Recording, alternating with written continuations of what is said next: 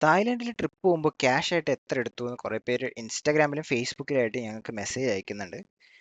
നിങ്ങൾ ചോദിച്ചതിനൊക്കെ ഞങ്ങൾ റിപ്ലൈ ചെയ്തിട്ടുണ്ട് കേട്ടോ. മറ്റു ഡൗട്ട്സ് എന്തെങ്കിലും ഉണ്ടെങ്കിൽ കമൻ്റ് ആയിട്ട് ഇടുക, അല്ലെങ്കിൽ ഇൻസ്റ്റാഗ്രാമിലും ഫേസ്ബുക്കിലും മെസ്സേജ് ചെയ്യുക, അല്ലെങ്കിൽ cheerfulwanderlust@gmail.com മെയിൽ അയച്ചാലും മതി. അപ്പോൾ ഇന്ന് തായ്ലൻഡിലെ ഫുൾ എക്സ്പെൻസിനെ പറ്റിയാണ് ഒരു വീഡിയോ ചെയ്യുന്നത്. തായ്ലൻഡിലെ ടൂറിസ്റ്റ് വിസയുടെ വീഡിയോ പോലെ ഇതും ഒരു പോഡ്കാസ്റ്റ് പോലെ ആണ് ചെയ്യാൻ ഉദ്ദേശിക്കുന്നത്. അപ്പോൾ നമുക്ക് സ്റ്റാർട്ട് ചെയ്യാം.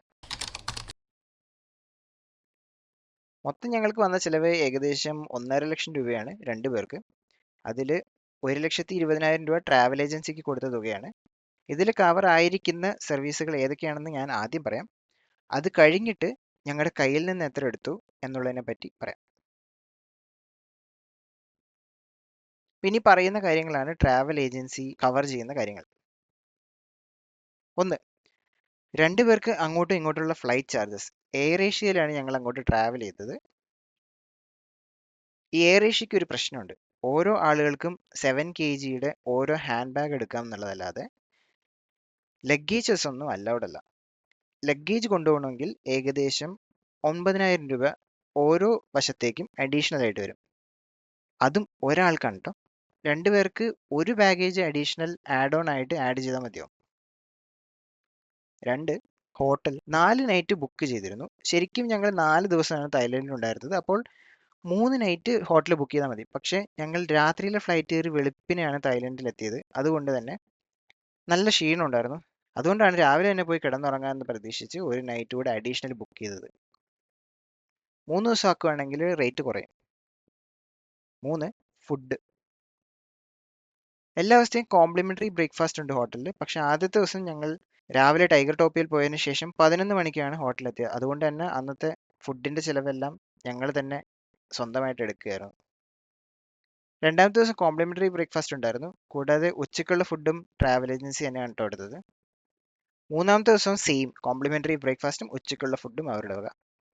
4-മത്തെ ദിവസം കോംപ്ലിമെന്ററി ബ്രേക്ക്ഫാസ്റ്റ് ഒഴികെ എല്ലാം ഞങ്ങൾ കയ്യിൽ നിന്ന് തന്നെ എടുക്കുകയായിരുന്നു. പിന്നെ 4, എൻട്രി ഫീ. ഇനി പറയുന്ന സ്ഥലത്തിലേക്ക് ട്രാവൽ ഏജൻസി തന്നെയാണ് ടിക്കറ്റ് എടുത്തു തന്നത്. ആദ്യത്തെ ദിവസം ടൈഗർ ടോപ്പിയ, പിന്നെ അൽക്കസാർ ഷോ. ഇത്രയും ഈ റേറ്റിൽ കവർ ആയിരുന്നു. സാങ്ച്വറി ഓഫ് ട്രൂത്ത് മ്യൂസിയമിലേക്കുള്ള ടിക്കറ്റ് ഞങ്ങൾ അഡീഷണൽ ആയിട്ട് എടുത്തതാണ്. രണ്ടാമത്തെ ദിവസം കോറൽ ഐലൻഡിലേക്കുള്ള എൻട്രി, പട്ടായ ഫ്ലോട്ടിംഗ് മാർക്കറ്റിലേക്കുള്ള എൻട്രി, പിന്നെ ഫ്ലോട്ടിംഗ് മാർക്കറ്റിനകത്തുള്ള ബോട്ട് റൈഡ്. ഇതൊക്കെയാണ് അവർ കവർ ചെയ്തത്. കോറൽ ഐലൻഡിലുള്ള ആക്ടിവിറ്റികൾക്ക് ഞങ്ങൾ അഡീഷണൽ റേറ്റ് എടുത്തിരുന്നു. മൂന്നാമത്തെ ദിവസം മറൈൻ പാർക്കിലും സഫാരി പാർക്കിലും, ഈ രണ്ടിടത്താണ് പോയത്. അപ്പോൾ അതിനുള്ള ടിക്കറ്റ് എല്ലാം അവർ തന്നെയാണ് കവർ ചെയ്തത്. മറൈൻ പാർക്കിനകത്ത് ഇതല്ലാണ്ട് അഡീഷണൽ സ്പെൻഡ് ചെയ്യാനുള്ള കാര്യങ്ങളുണ്ട് അതിനകത്ത്. പക്ഷെ ഞങ്ങൾ അത്ര അഡീഷണൽ ഒന്നും സ്പെൻഡ് ചെയ്തില്ലായിരുന്നു. 4-മത്തെ ദിവസം ഗോൾഡൻ ബുദ്ധ ടെമ്പിൾ, മാർബിൾ ബുദ്ധ ടെമ്പിൾ, പിന്നെ ജെംസ് ഗാലറി, ഈ 3 സ്ഥലങ്ങളിലേക്കാണ് അവർ ടിക്കറ്റ് എടുത്തു തന്നത്. 5-മത്തത് ലോക്കൽ ട്രാൻസ്പോർട്ട്. ഹോട്ടലിൽ നിന്ന് ഓരോരോ ടൂറിസ്റ്റ് അട്രാക്ഷൻസിലേക്കും അതുപോലെ തന്നെ തിരിച്ച് അവിടെ നിന്ന് ഹോട്ടലിലേക്കും അവർ കാറ് ഏർപ്പാടാക്കിയിരുന്നു. അതുകൂടാണ്ട് എയർപോർട്ടിൽ നിന്നും എയർപോർട്ടിലേക്കും കാറ് അവർ തന്നെയാണ് അറേഞ്ച് ചെയ്ത് തന്നത്. അപ്പോൾ ഇത്രയും സാധനങ്ങളാണ് 1,20,000 രൂപയ്ക്ക് കവർ ചെയ്തു തന്ന കാര്യങ്ങൾ. ഇനി ഞാൻ സ്വന്തമായിട്ട് കയ്യിൽ നിന്ന് എടുത്ത റേറ്റ് എന്തൊക്കെയാണെന്ന് പറയാം. ഒന്നാമത്തത് ഫുഡാണ്.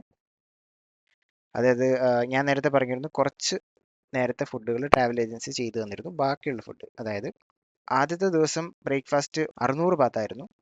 ഇതായിരുന്നു ഞങ്ങൾ കഴിച്ച ഏറ്റവും എക്സ്പെൻസീവ് ആയിട്ടുള്ള ഫുഡ്. രാത്രി കഴിച്ചത് ഇന്ത്യൻ ഫുഡായിരുന്നു. അതിന് 2 പേർക്കും കൂടെ 390 ബാത്തായി. രണ്ടാമത്തെ ദിവസം ഫ്ലോട്ടിംഗ് മാർക്കറ്റിൽ പോയപ്പോൾ 2 ഷേക്ക് കുടിച്ചിരുന്നു. ചോക്ലേറ്റ് ഷേക്ക് ഓർഡർ ചെയ്താൽ ഡാർക്ക് ചോക്ലേറ്റ് ആയിരിക്കും കിട്ടുന്നതെന്ന് ഞാൻ ഓർമ്മിപ്പിക്കുന്നു. അപ്പോൾ 2 ഷേക്ക് കൂടെ 158 ബാത്തായി. അന്ന് രാത്രി തായ് സീ ഫുഡ് കഴിച്ചു ഒരു റെസ്റ്റോറൻറ്റിൽ നിന്ന്. 2 പേർക്കുള്ള ഫുഡിന് 475 ബാത്തായി. അതുകൂടാതെ ഇവിടുത്തെ ഫുഡ് സ്ട്രീറ്റിൽ നിന്ന് ഒരു സുക്കിയാക്കി സീ ഫുഡ് പറഞ്ഞു 80 ബാത്തിന്. അതിനായിരുന്നു ഏറ്റവും റേറ്റ് കുറവ്. അതാണ് സുക്കിയാക്കി സീ ഫുഡ് പറഞ്ഞത്. 3-മത്തെ ദിവസം രാത്രിയും 4-മത്തെ ദിവസം ഉച്ചയ്ക്കും തായ് ഫുഡ് തന്നെയാണ് ട്രൈ ചെയ്തത്. കൂടാതെ 4-മത്തെ ദിവസം വൈകുന്നേരം എയർപോർട്ടിൽ നിന്ന് 2 ഇൻസ്റ്റന്റ് നൂഡിൽസ് മേടിച്ച് കഴിച്ചിരുന്നു.